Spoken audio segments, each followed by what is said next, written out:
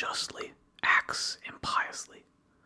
For since the universal nature has made rational animals for the sake of one another, to help one another according to their deserts, but in no way to injure one another, he who transgresses her will is clearly guilty of impiety towards the highest divinity, and he too who lies is guilty of impiety to the same divinity. For the universal nature is the nature of things that are, and things that are have a relation to all things that come into existence. And further, this universal nature is named truth, and is the prime cause of all things that are true. He then, who lies intentionally, is guilty of impiety, inasmuch as he acts unjustly by deceiving. And he who lies unintentionally, inasmuch as he is at variance with the universal nature, and inasmuch as he disturbs the order by fighting against the nature of the world. For he fights against it, who has moved to himself that which is contrary to truth, for he had received powers from nature, through the neglect of which he is now not able to distinguish falsehood from truth. And indeed, he who pursues pleasure as good and avoids pain as evil is guilty of impiety.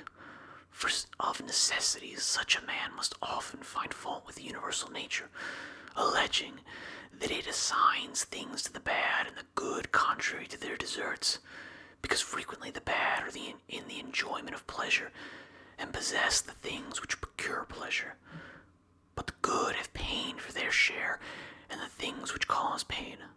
And further, he who is afraid of pain will sometimes also be afraid of some of the things which will happen in the world, and even this is impiety. And he who pursues pleasure will not abstain from injustice, and this is plainly impiety. Now, with respect to the things towards which the universal nature is equally affected, for it would not have made both unless it was equally affected towards both. Towards these, they who wish to follow nature should be of the same mind with it, and equally affected. With respect to pain, then, and pleasure, or death and life, or honor and dishonor, which the universal nature employs equally, whoever is not equally affected is manifestly acting impiously. And I say that the universal nature employs them equally, instead of saying that they happen alike to those who are produced in continuous series, and to those who come after them by virtue of a certain original movement of providence, according to which it moved from a certain beginning to this ordering of things, having conceived certain principles of the things which were to be, and having determined powers productive of beings and of changes and of such like successions. It would be a man's happiest lot to depart from mankind without having had any taste of lying and hypocrisy and luxury and pride. However, to breathe out one's life when a man has had enough of these things is the next best voyage, as the saying is.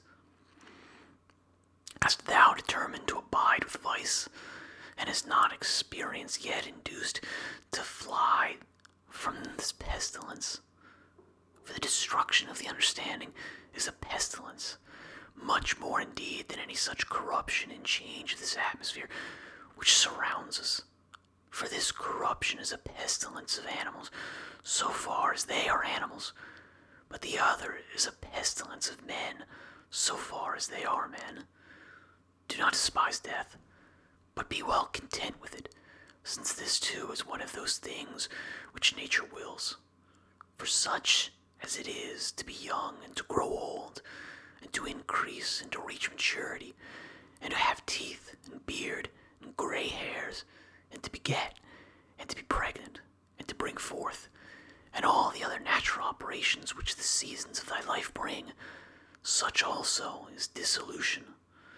This, then, is consistent with the character of a reflecting man, to be neither careless, nor impatient, nor contemptuous with respect to death, but to wait for it, as one of the operations of nature. As thou now waitest for the time when the child shall come out of thy wife's womb, so be ready for the time when thy soul shall fall out of this envelope. But if thou requirest also a vulgar kind of comfort which shall reach thy heart, thou wilt be made best reconciled to death by observing the objects from which thou art going to be removed, and the morals of those with whom thy soul will no longer be mingled. For it is no right to be offended with men, but it is thy duty to care for them, and to bear with them gently, and yet to remember that thy departure will not be from men who have the same principles as thyself. For this is the only thing, if there be any, which could draw us from the contrary way and attach us to life, to be permitted to live with those who have the same principles as themselves. But now thou seest how great is the trouble arising from the discordance of those who live together, so that thou mayest say, Come quick, O death, lest perchance I, too, should forget myself. He who does wrong against himself. He who acts unjustly to himself, because he makes himself bad. He who often acts unjustly, who does not do a certain thing, not only he who does a certain thing. Thy present opinion founded on understanding, and thy present conduct directed to social good, and thy present disposition of contentment with everything which happens. That is enough. Wipe out imagination, check desire, extinguish appetite, keep the ruling faculty in its own power. Among the animals which may not have reason, one life is distributed, but among reasonable animals, one intelligent soul is distributed. Just as there is one earth of all things which are of an earthly nature, and we see by one light and breathe one air, all of us that have faculty of vision and all that have life. All things which participate in anything which is common to them all move towards that which is of the same kind with themselves. Everything which is earthly turns toward the earth.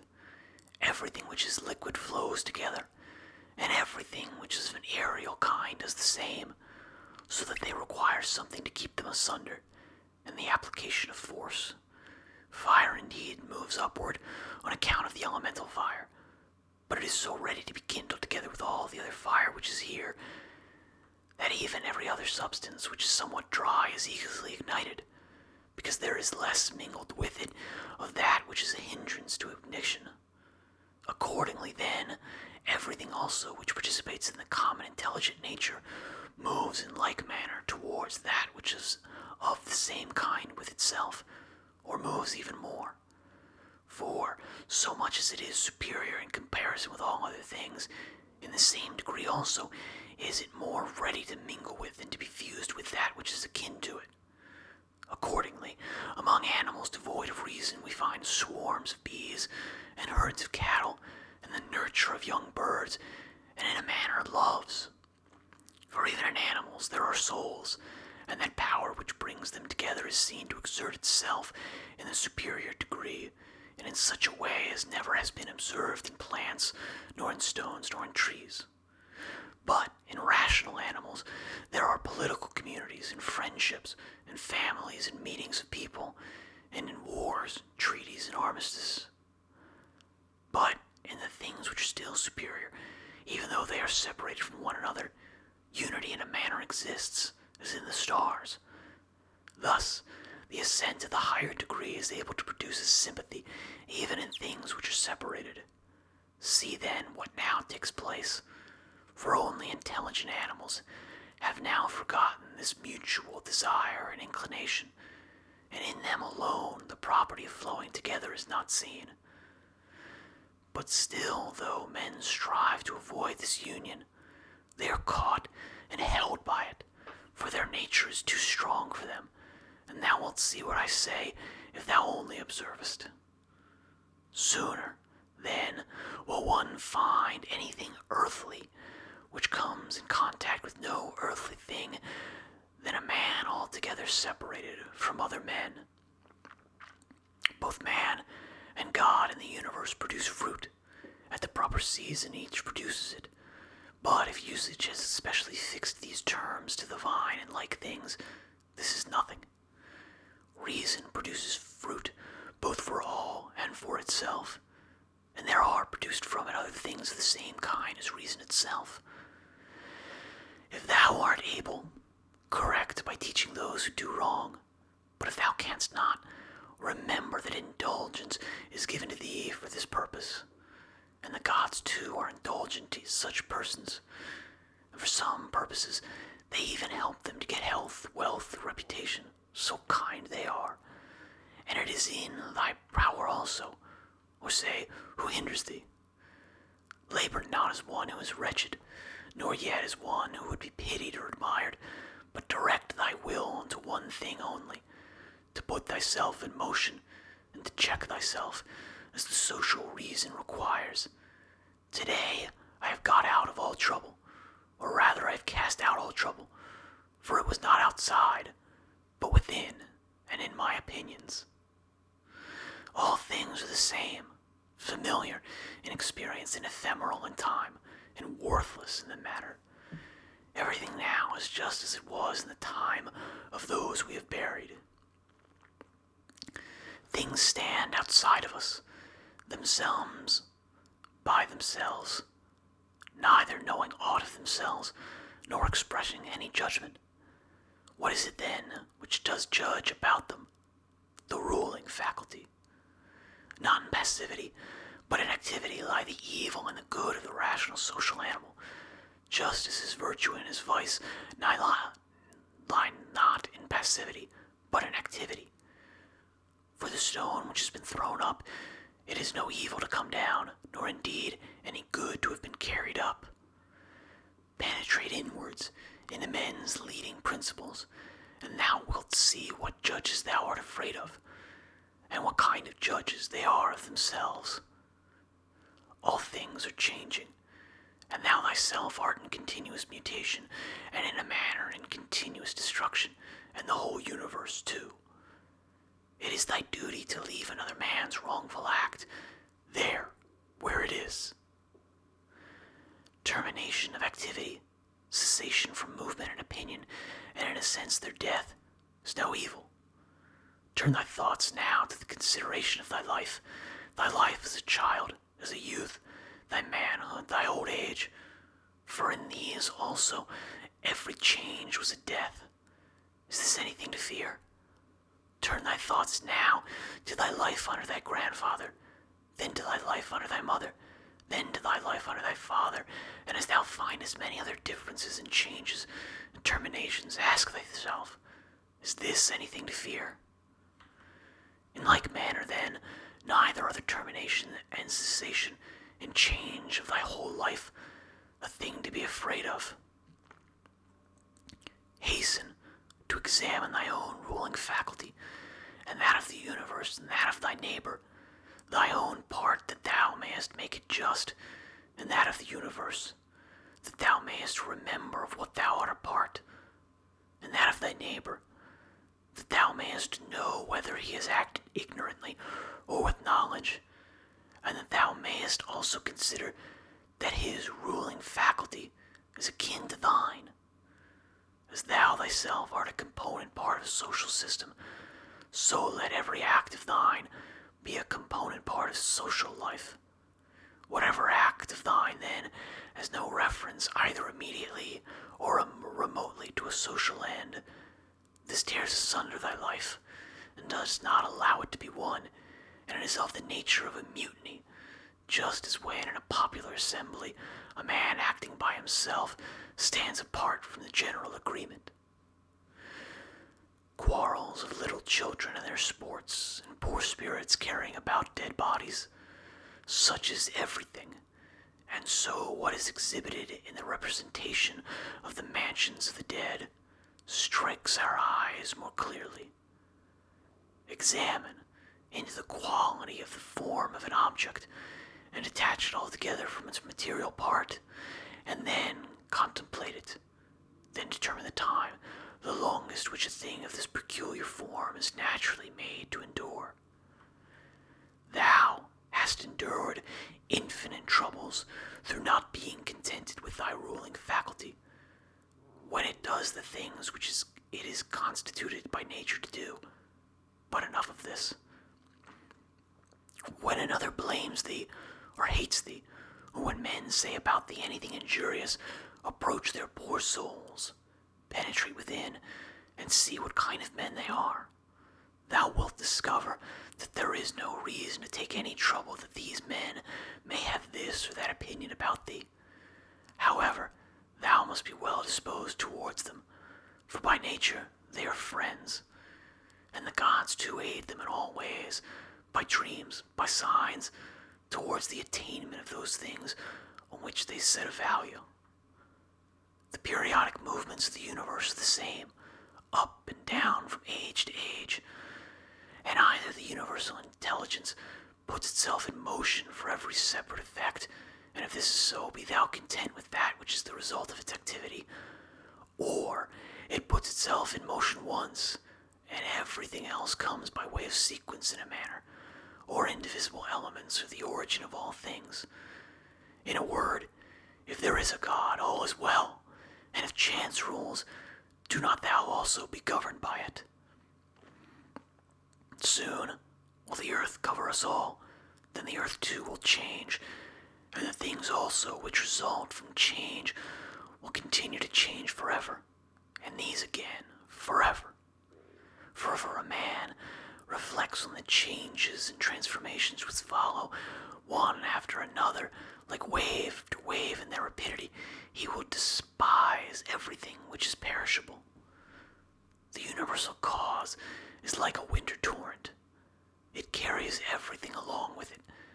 But how worthless are all these poor people who are engaged in matters political, and as they suppose, are playing in the philosopher. All drivelers. Well then, man, do what nature now requires. Set thyself in motion, if it is in thy power, and do not look about thee to see if anyone will observe it, nor yet expect Plato's Republic. But be content if the smallest thing goes on well, and consider such an event to be no small matter, for who can change men's opinions? And without a change of opinions, what else is there than the slavery of men who groan while they pretend to obey? Come now and tell me of Alexander and Philip and Demetrius of Phalerum. They themselves shall judge whether they discovered what the common nature required, and trained themselves accordingly. But if they acted like tragedy heroes, no one has condemned me to imitate them. Simple and modest work is the work of philosophy. Draw me not aside to indolence and pride. Look down from above on the countless herds of men and their countless solemnities, and the infinitely varied voyages, in storms and calms, and the differences among those who are born, who live together and die, and consider too the life lived by others in olden time, and the life of those who will live after thee, and the life now lived among barbarous nations, and how many know not even thy name, and how many will soon forget it, and how they who perhaps now are praising thee will very soon blame thee, and that neither a posthumous name is of any value, nor reputation, nor anything else. Let there be freedom from perturbations with respect to the things which come from the external cause, and let there be justice in the things done by virtue of the internal cause. That is, let there be movement and action terminating in this, in social acts, for this is according to thy nature. Thou canst remove out of the way many useless things among those which disturb thee, for they lie entirely in thy opinion, and thou wilt then gain for thyself ample space by comprehending the whole universe in thy mind, and by contemplating the eternity of time, and observing the rapid change of every several thing, and how short is the time from birth to dissolution, and the illimitable time before birth, as well as the equally boundless time after dissolution.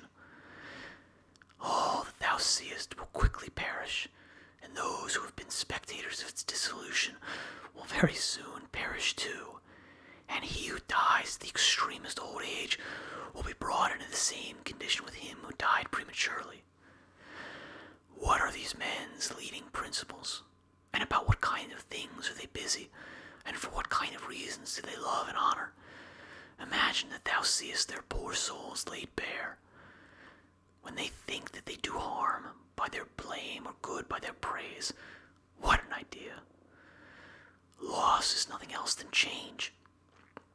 But the universal nature delights in change, and in obedience to her all things are now done well, and from eternity have been done in like form, and will be such to time without end, when now dost thou say that all things have been and all things always will be bad, and that no power has ever been found in so many gods to rectify these things, but the world has been condemned to be found in never-ceasing evil. The rottenness of the matter which is the foundation of everything. Water, dust, bones, filth, or again, marble rocks, the callosities of the earth, and gold and silver, the sediments and garments, only bits of hair, and purple dye, blood, and everything else is of the same kind, and that which is of the nature of breath is also another thing of the same kind, changing from this to that. Enough of this wretched life, and murmuring and apish tricks. Why art thou disturbed? What is there new in this? What unsettles thee? Is it the form of the thing? Look at it.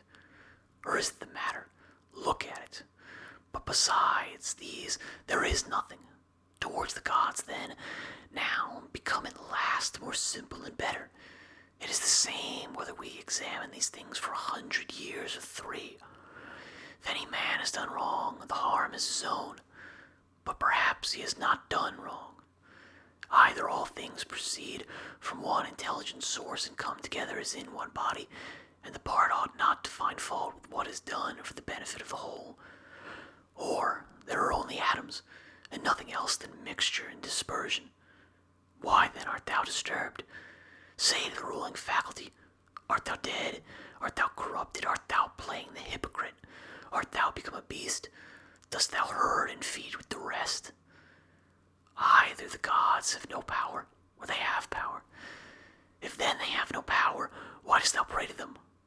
But if they have power, why dost thou not pray for them to give thee the faculty of not fearing any of the things which thou fearest, or of not desiring any of the things which thou desirest, or not being pained at anything, rather than pray that any of these things should not happen or happen? For certainly, if they can cooperate with men, they can cooperate for these purposes.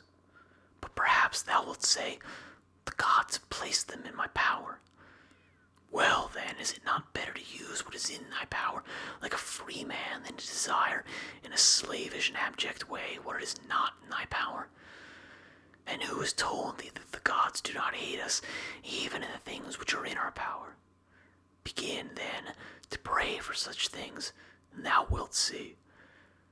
One man prays thus, how shall I be able to lie with that woman? Do thou pray thus, how shall I not desire to lie with her? Another prays thus, how shall I be released from this? Another prays, how shall I not desire to be released? Another thus, how shall I not lose my little son? Thou thus, how shall I not be afraid to lose him? In fine, turn thy prayers this way, and see what comes. Epicurus says, in my sickness, my conversation was not about my bodily sufferings, nor, says he, did I talk on such subjects to those who visited me, but I continued to discourse on the nature of things as before, keeping to this main point, how the mind, while participating in such movements as go on in the poor flesh, shall be free from perturbations and maintain its proper good. Nor did I, he says, give the physicians an opportunity of putting on solemn looks as if they were doing something great, but my life went on well and happily. Do then the same that he did both in sickness. If thou art sick, and in any other circumstances, for never to desert philosophy in any events that may befall us, nor to hold trifling talk either with an ignorant man or with one unacquainted with nature, is a principle of all schools of philosophy. But to be in intent only on that which thou art now doing, and on the instrument by which thou doest it. When thou art offended with any man's shameless conduct, immediately ask thyself, is it possible then that shameless men should not be in the world? It is not possible. Do not then require what is impossible. For this man also is one of those shameless men who must of necessity be in the world. Let the same considerations be present to thy mind in the case of the knave and the faithless man, and of every man who does wrong in any way. For at the same time that thou dost remind thyself that it is impossible that such kind of men should not exist, thou wilt become more kindly disposed towards every one individually. It is useful to perceive this, too, immediately when the occasion arises. What virtue nature has given to man to oppose to every wrongful act, for she has given to man as an antidote against the stupid man mildness, and against another kind of man some other power. And in all cases it is possible for thee to correct by teaching the man who has gone astray. For every man who errs misses his object and has gone astray. Besides, wherein hast thou been injured? For thou wilt find that no one among those against whom thou art irritated has done anything by which thy mind could be made worse. But that which is evil to thee and harmful has its foundations only in the mind. And that what harm is done, or what is there strange, if the man who has not been instructed does the acts of an uninstructed man? Consider whatever thou shouldst not rather blame thyself, because thou didst not expect such a man to err in such a way, for thou hadst given thee by thy reason to support that it was likely that he would commit this error, and yet thou hast forgotten and art amazed that he has erred. But most of all, when thou blamest a man as faithless or ungrateful, turn to thyself, for the fault is manifestly thy own. Whether thou didst trust that a man who had such a disposition would keep his promise, or when conferring thy kindness thou didst not confer it absolutely, nor yet in such ways as to have received from thy very act all the profit. For what more dost thou want when thou hast done a man a service? Art thou not content that thou hast done something conformable to thy nature, and dost thou seek to be paid for it, just as if the eye demanded a recompense for seeing, or the feet for walking?